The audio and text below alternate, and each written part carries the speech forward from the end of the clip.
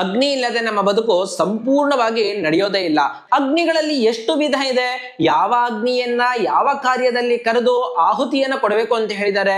ಸ್ಮಶಾನದಲ್ಲಿ ದೇಹವನ್ನು ಸುಡುವಂತಹ ಅಗ್ನಿಯನ್ನು ನಾವು ಹೋಮ ಮಾಡ್ಬೇಕಾದ್ರೆ ಕರೆದ್ರೆ ಏನಾಗುತ್ತೆ? ನಾವು ಪ್ರತಿನಿತ್ಯ ಊಟಕ್ಕೋಸ್ಕರ ಅಡ್ಗೆ ಮನೆಯಲ್ಲಿ ಸ್ಥಾಪಿಸುವಂತಹ ಅಗ್ನಿ ಯಾವುದು? ನಾವು ಯಜ್ಞ ಯಾಗಾದಿಗಳನ್ನ ಮಾಡ್ಬೇಕಾದ್ರೆ ಯಾವ ಅಗ್ನಿಯನ್ನ ಕರೆದು ನಾವು ಹೋಮವನ್ನ ಮಾಡಬೇಕು? ವೇದಗಳು, ಪುರಾಣಗಳು, ಶಾಸ್ತ್ರಗಳು, ಋಷಿಗಳು ಈ ಅಗ್ನಿಯ ಬಗ್ಗೆ ಏನನ್ನ ಹೇಳಿದ್ದಾರೆ ಬನ್ನಿ ತಿಳ್ಕೊಳ್ಳೋಣ. ಪ್ರಮುಖವಾಗಿ ಅಗ್ನಿಗಳಲ್ಲಿ ಎರಡು ವಿಧವನ್ನ ಹೇಳ್ತಾರೆ. ಒಂದು ಲೌಕಿಕ ಅಗ್ನಿ, ಮತ್ತೊಂದು ವೈದಿಕ ಅಗ್ನಿ. ಈ ವೈದಿಕ ಅಗ್ನಿಯಲ್ಲಿ ಮತ್ತು 3 ವಿಧಗಳನ್ನ ತಿಳಿಸಿದ್ದಾರೆ. ಒಂದು ಗಾರ್ಹಪತ್ಯ ಅಗ್ನಿ, ಮತ್ತೊಂದು ಆವಾಹನೀಯ ಅಗ್ನಿ, ಮತ್ತೊಂದು ದಕ್ಷಿಣ ಅಗ್ನಿ. ಈ ಗಾರ್ಹಪತ್ಯ ಅಗ್ನಿಯು ಗೃಹಸ್ಥನಾದವನ ಮನೆಯಲ್ಲಿ ಸದಾ ಉರಿಯುತ್ತಿರಬೇಕು. ಅದೇ ಅಗ್ನಿಯಿಂದಲೇ ಅವನ ಎಲ್ಲ ಅಗ್ನಿಯ ಅವಶ್ಯಕತೆಗಳನ್ನ ಪೂರೈಸ್ಕೊಬೇಕು ಅಂತ ಹೇಳ್ತಾರೆ. ಮತ್ತೆ ಎರಡನೇದಾಗಿ ಆವಾಹನೀಯ ಅಗ್ನಿ.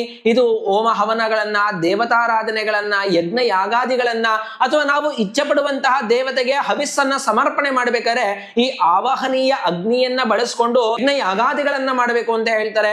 ಮೂರನೇದಾಗಿ ದಕ್ಷಿಣ ಅಗ್ನಿ. ಸ್ಮಶಾನದಲ್ಲಿ ಮಾಡುವಂತಹ ಕಾರ್ಯಗಳು, ಪಿತೃ ಕಾರ್ಯಗಳು, ಮೃತದೇಹಗಳಿಗೆ ಸಂಸ್ಕಾರ ಮಾಡಲು ದಕ್ಷಿಣಾಗ್ನಿಯಿಂದಲೇ ಬಳಸ್ಕೊಬೇಕು ಅಂತ ಹೇಳ್ತಾರೆ. ಹಾಗಾದ್ರೆ ನಾವು ಯಜ್ಞ ಯಾಗಾದಿಗಳನ್ನ ಮಾಡ್ಬೇಕಾದ್ರೆ ಈ ಆವಾಹನೀಯ ಅಗ್ನಿಗಳಲ್ಲಿ ಎಷ್ಟು ವಿಧದ ಹೆಸರುಗಳಿದೆ?